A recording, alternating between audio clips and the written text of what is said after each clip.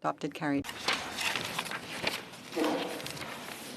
Order number 10, Bill S-210, numéro 10, projet de loi S-210. On debate, Senator Francis. Thank you, Mr. Speaker. Colleagues, I rise today to speak at second reading of Bill S-210, which proposes to establish the Office of the Commissioner for Children and Youth. I fully support the intent behind the bill and commend Senator Moody for her dedication.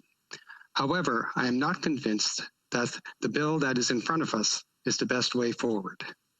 I am frankly disappointed by the lack of respect for and meaningful engagement and participation of Indigenous people, which is reflected throughout the bill.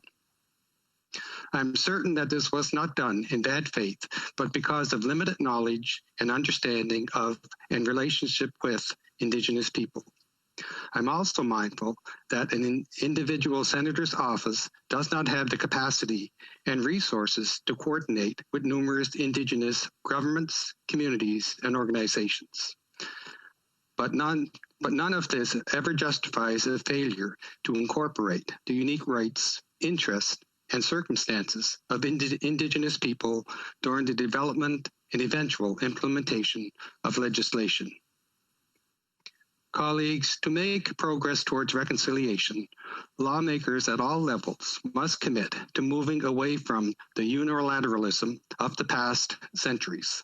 This change requires that we all deepen our understanding of and respect for Indigenous peoples and pursue partnership and collaboration, even when it's hard or uncomfortable. Colleagues, before I speak to the substance of Bill S-210, I want to comment on the situation of Indigenous children and youth who are by far the most marginalized and disadvantaged in Canada. A recent report on child poverty, which used census data from 2006 to 2016, found that an astounding 47% of status First Nation children in Canada live in poverty, 2.5 times above the national average. The rate increases to 53% for those living on reserve. For those in Saskatchewan and Manitoba, it is 65%. The report also found that some 32% of non-status First Nations children live in poverty. Inuit children are at 25% and Métis children at 22%. None of this is accidental. The Crown has for centuries sought to assimilate, dispossess, and erase every aspect of Indigenous people's existence, including our identity, language, culture, and sovereignty.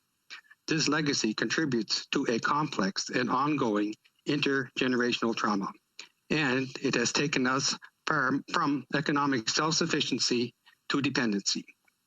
All is made worse because of the inadequate and insufficient housing, non-potable water, inferior basic services, and other conditions arises from chronic underfunding and because of systemic discrimination, racism, and violence. The truth is that even the most resilient of our children and youth are hurting.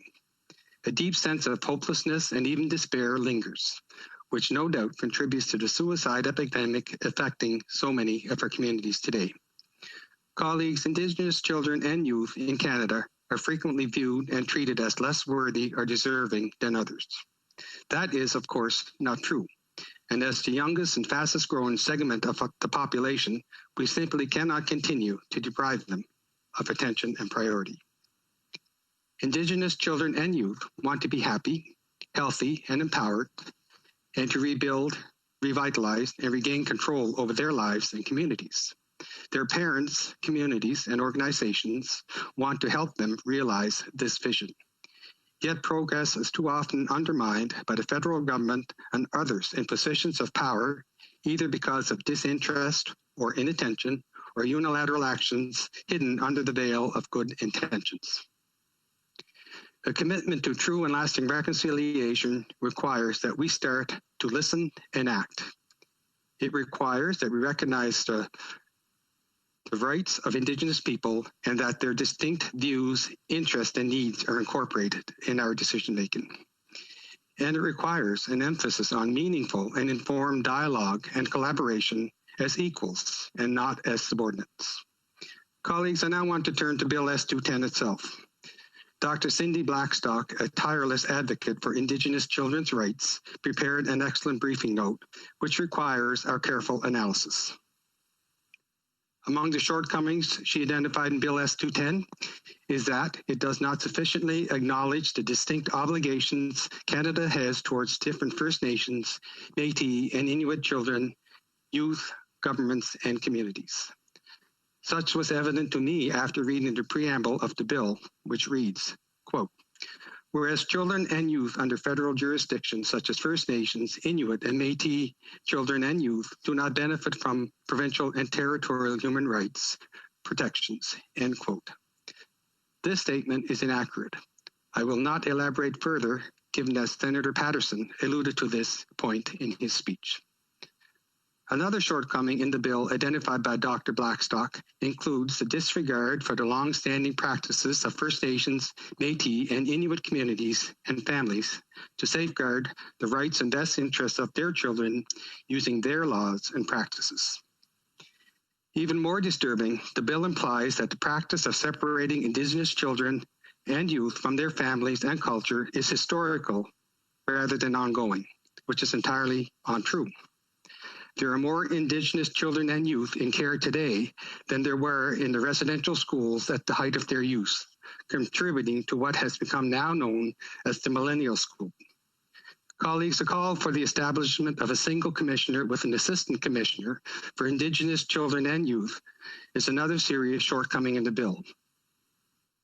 This top-down approach is not in line with one of the most basic rights of Indigenous peoples, the right to self-determination, which is our right to have control over matters that directly affect us without domination or interference, including those related to our children and youth, and to establish a relationship with the dominant society and the state based on participation and consent.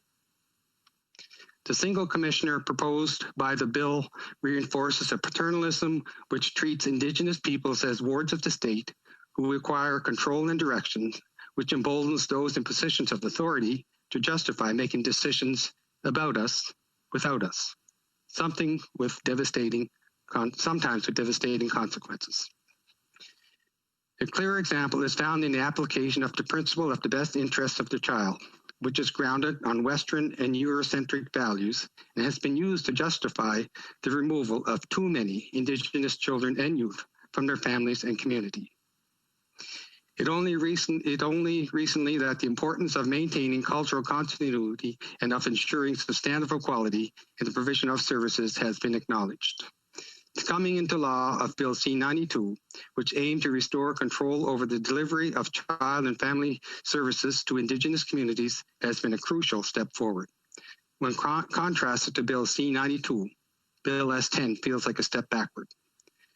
To be consistent with the right to self-determination, myself and others reason that the role of a National Children's Commissioner must include a dedicated Indigenous Children's Commissioner. The Assembly of First Nations, for example, passed resolutions supporting the independent oversight bodies to protect the unique needs, rights, and views of First Nations children and youth. Only a dedicated First Nation or Indigenous commissioner would fit this vision. We should also take note from Australia, which established the National Children's Commissioner in 2012. Last year, an enlightening position paper, which was signed by over 70 organizations and 7 of the country's children's commissioners and guardians, called for the urgent establishment of a commissioner for Indigenous children and youth on an equal footing as the National Children's Commissioner, noting that this would be consistent with the right to self-determination. The position paper also maintains that the role must be filled by a person with the necessary qualifications, knowledge, and experience, and more significantly, be filled by an Indigenous person with the requisite cultural understanding and relationships to understand and promote the best interests of Indigenous children and youth. I completely agree. We need more Indigenous-led solutions. Excluding Indigenous people from the table is what has led to today's problems. Professors Hadley Freeland and Naomi Metallic, who are also advocates for Indigenous children's rights, brought their shortcomings in the bill to my attention. Perhaps the most significant is, and I quote, that Indigenous children are the only children directly under federal jurisdiction, S-91, bracket 24, jurisdiction concerning various essential services provided to Indigenous families, particularly those on reserve, but appears to be relegated to a secondary status in this bill by not having Indigenous children being the focal point of the Act. This makes no sense because Indigenous children are the only children Canada's jurisdiction directly impacts." End quote. The professors mentioned this bill does not refer to relevant legislation, such as Department of Indigenous Services Act, which confirms the responsibility of the Minister of Indigenous Services to provide services to Indigenous peoples, including First Nations children and families on reserve, and an act respecting First Nations, Inuit, Métis children, youth, and families, also known as Bill C-92, which applies only to Indigenous children, setting out minimum standards judges must consider in child welfare hearings and implicates the federal government in negotiations with Indigenous governments for funding and services in relation to the exercise of Indigenous self-government over child and family services. The professors also warned me that the bill does not mention remedies or what a person or court can do if the law is not being complied with.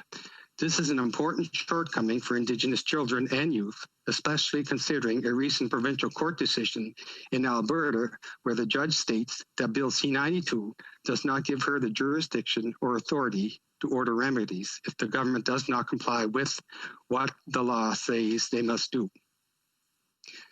Colleagues, the lack of binding mechanisms significantly undermines the capacity of this bill to achieve its stated objective, which is to ensure federal accountability for the rights of children and youth, especially those most vulnerable.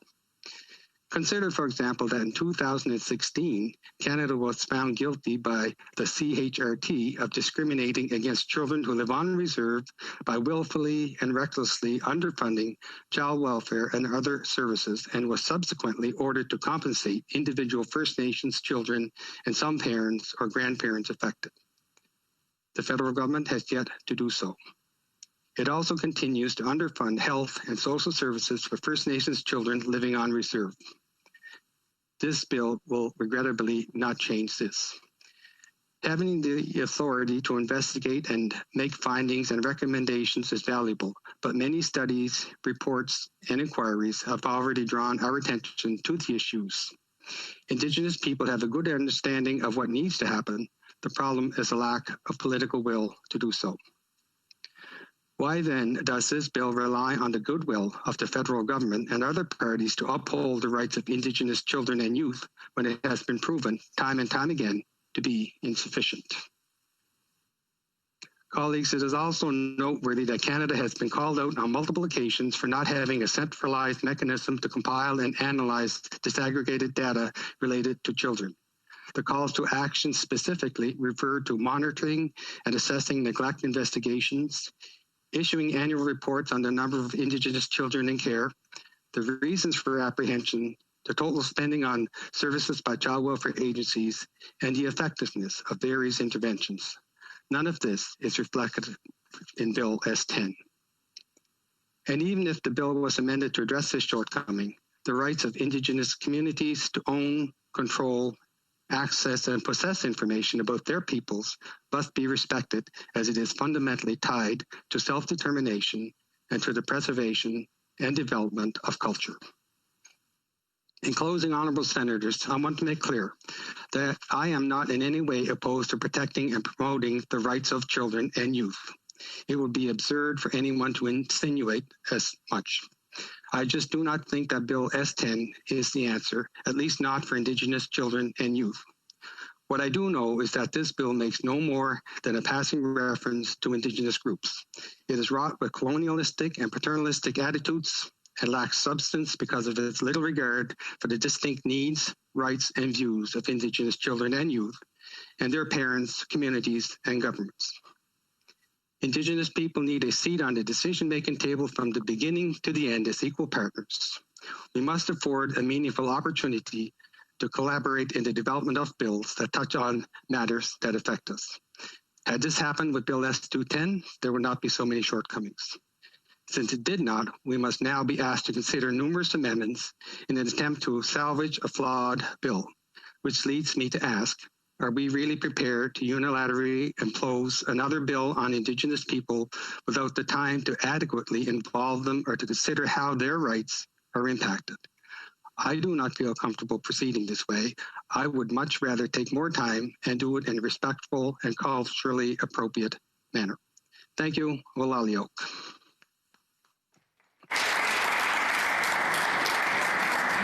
Senator Duncan.